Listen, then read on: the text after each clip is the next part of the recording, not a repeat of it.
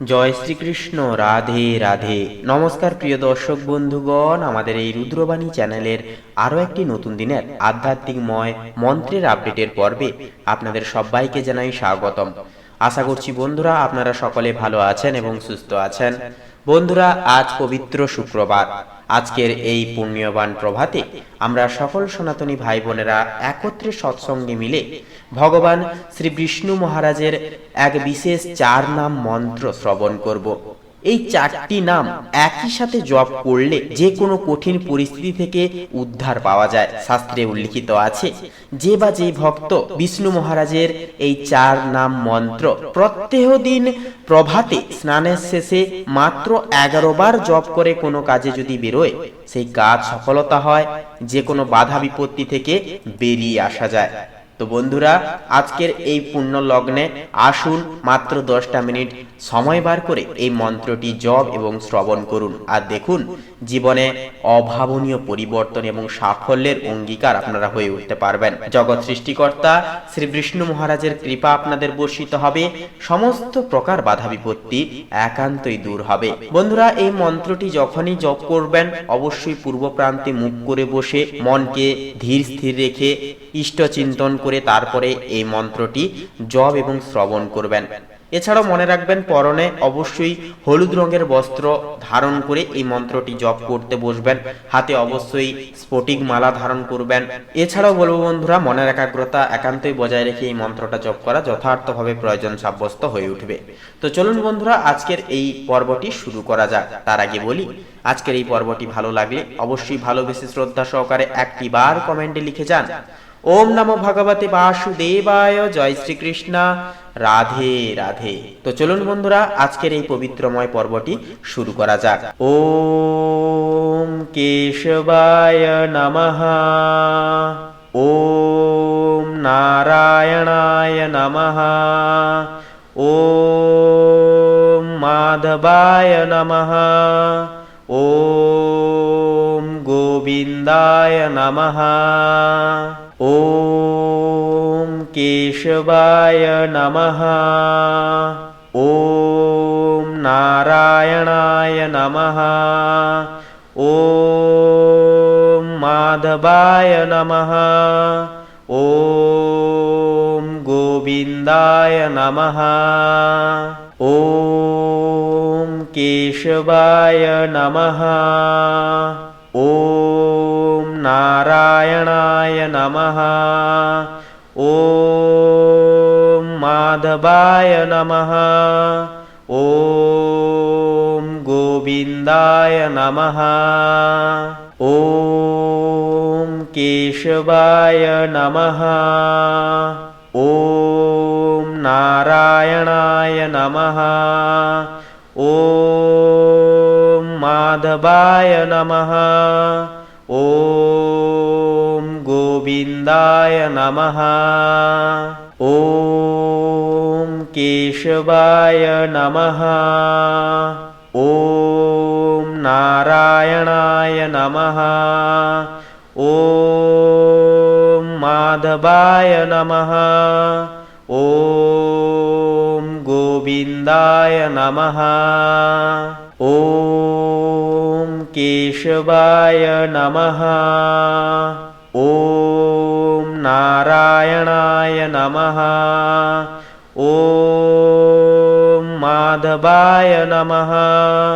ওম গোবিন্দায় নমঃ, ওম কেশবায় নমঃ, ওম নারায়ণায় নমঃ, ওম মাধবায় নমঃ, ওম গোবিন্দায় নমঃ, ওম কেশবায় নমঃ, ওম নারায়ণায় নমঃ, ওম মাধবায় নমঃ, ওম গোবিন্দায় নমঃ, ওম কেশবায় নমঃ, ওম নারায়ণায় নমঃ, ॐ माधवाय नमः।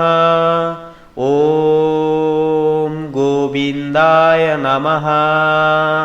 ॐ केशवाय नमः। ॐ नारायणाय नमः। ॐ माधवाय नमः। ॐ गोविन्दाय नमः। ॐ केशवाय नमः। ॐ नारायणाय नमः। ॐ माधवाय नमः।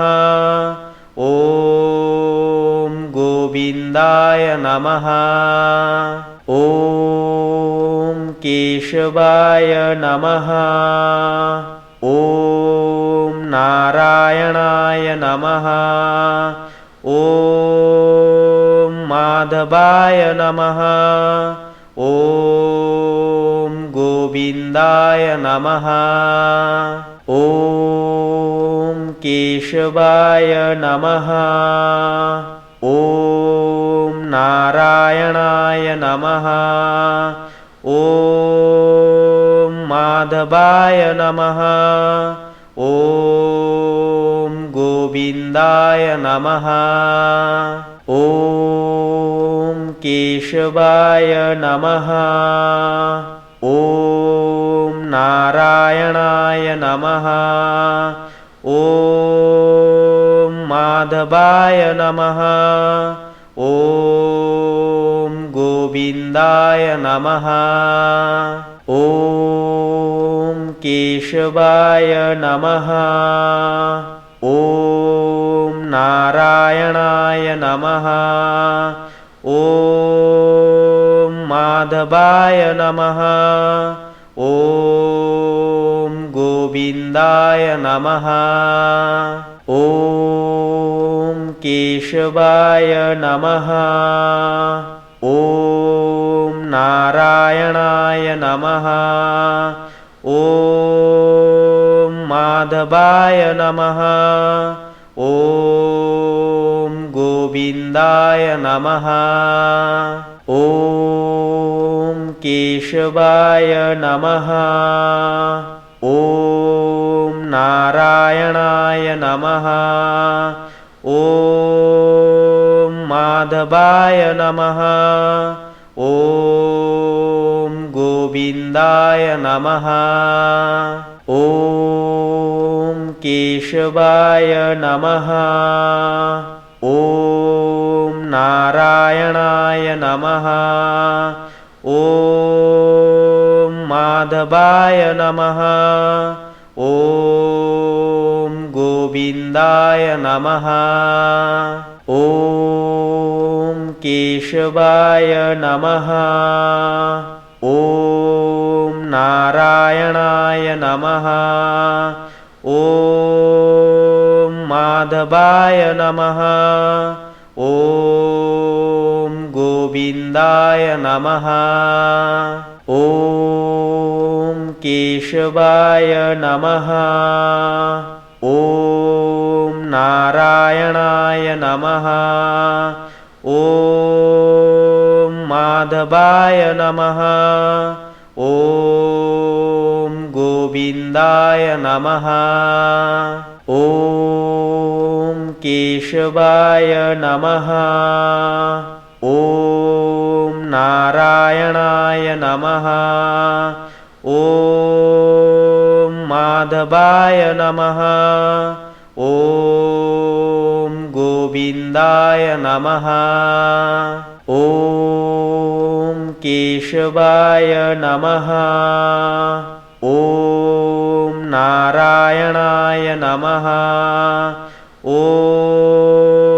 माधवाय नमः। ॐ गोविन्दाय नमः। ॐ केशवाय नमः। ॐ नारायणाय नमः। ॐ माधवाय नमः। ॐ गोविन्दाय नमः। ॐ केशवाय नमः। ॐ नारायणाय नमः। ॐ माधवाय नमः। ॐ गोविन्दाय नमः। ॐ केशवाय नमः। ॐ नारायणाय नमः। ॐ माधवाय नमः। ॐ गोविन्दाय नमः। ॐ केशवाय नमः। ॐ नारायणाय नमः। ॐ माधवाय नमः। ॐ गोविन्दाय नमः। ॐ केशवाय नमः। ॐ नारायणाय नमः। ॐ माधवाय नमः। ॐ गोविन्दाय नमः। ॐ केशवाय नमः। ॐ नारायणाय नमः। ॐ माधवाय नमः। ॐ गोविन्दाय नमः। ॐ केशवाय नमः। ॐ नारायणाय नमः। ॐ माधवाय नमः। ॐ गोविन्दाय नमः। ॐ केशवाय नमः। ॐ नारायणाय नमः। ॐ माधवाय नमः। ॐ गोविन्दाय नमः। ॐ केशवाय नमः। ॐ नारायणाय नमः। ॐ माधवाय नमः। ॐ गोविन्दाय नमः। ॐ केशवाय नमः। ॐ नारायणाय नमः। ॐ माधवाय नमः। ॐ गोविन्दाय नमः। ॐ केशवाय नमः। ॐ नारायणाय नमः। ॐ माधवाय नमः। ॐ गोविन्दाय नमः। ॐ केशवाय नमः। ॐ नारायणाय नमः। ॐ माधवाय नमः। ॐ गोविन्दाय नमः। ॐ केशवाय नमः। ॐ नारायणाय नमः। ॐ माधवाय नमः। ॐ गोविन्दाय नमः।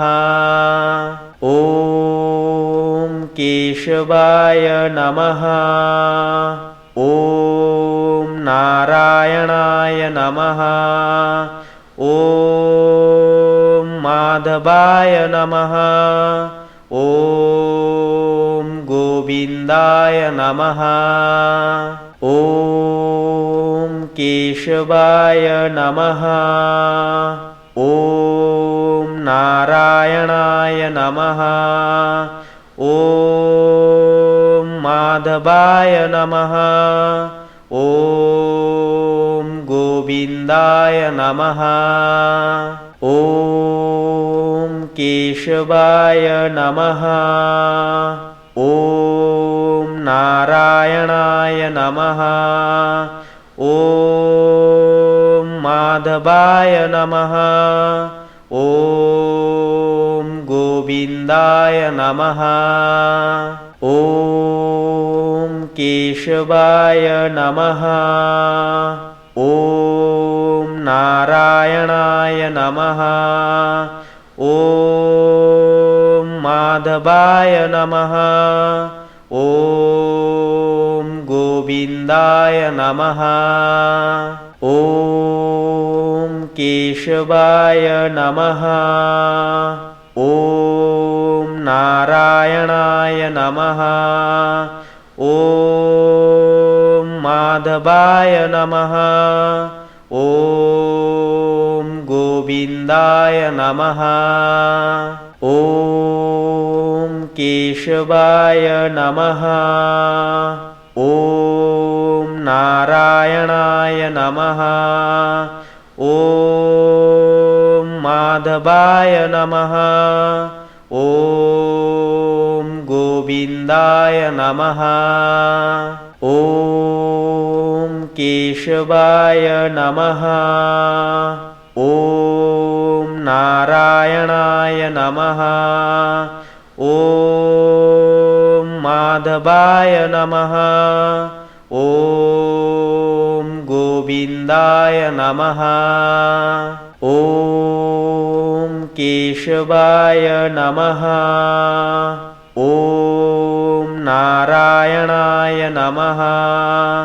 ॐ माधवाय नमः।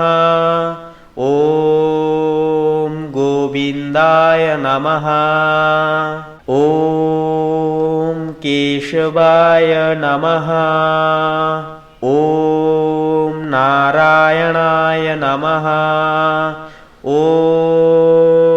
माधवाय नमः। ॐ गोविन्दाय नमः। ॐ केशवाय नमः। ॐ नारायणाय नमः। ॐ माधवाय नमः। ॐ गोविन्दाय नमः। ॐ केशवाय नमः। ॐ नारायणाय नमः। ॐ माधवाय नमः। ॐ गोविन्दाय नमः। ॐ केशवाय नमः। ॐ नारायणाय नमः। ॐ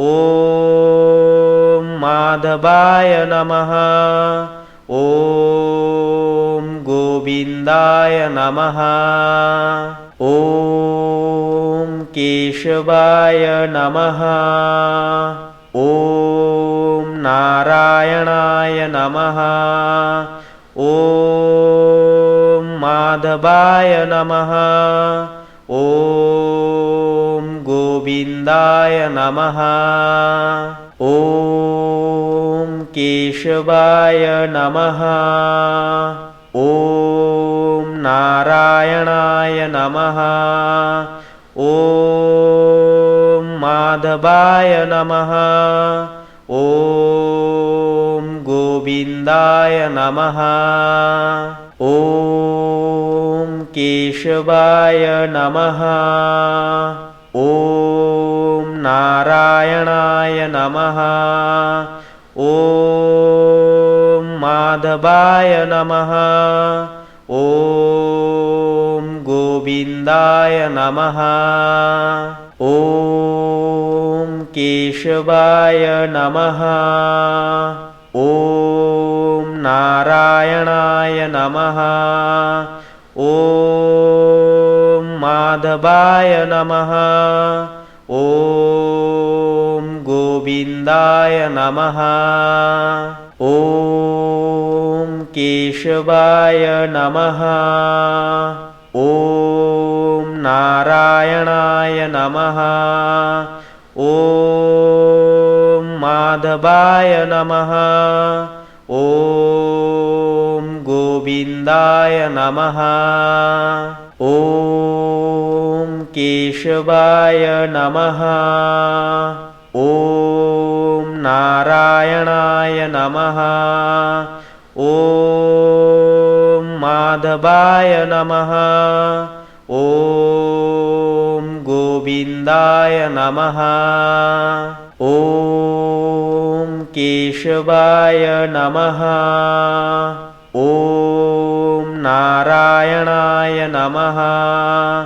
ॐ माधवाय नमः। ॐ गोविन्दाय नमः। ॐ केशवाय नमः। ॐ नारायणाय नमः। ॐ माधवाय नमः। ॐ गोविन्दाय नमः। ॐ केशवाय नमः। ॐ नारायणाय नमः। ॐ माधवाय नमः। ॐ गोविन्दाय नमः।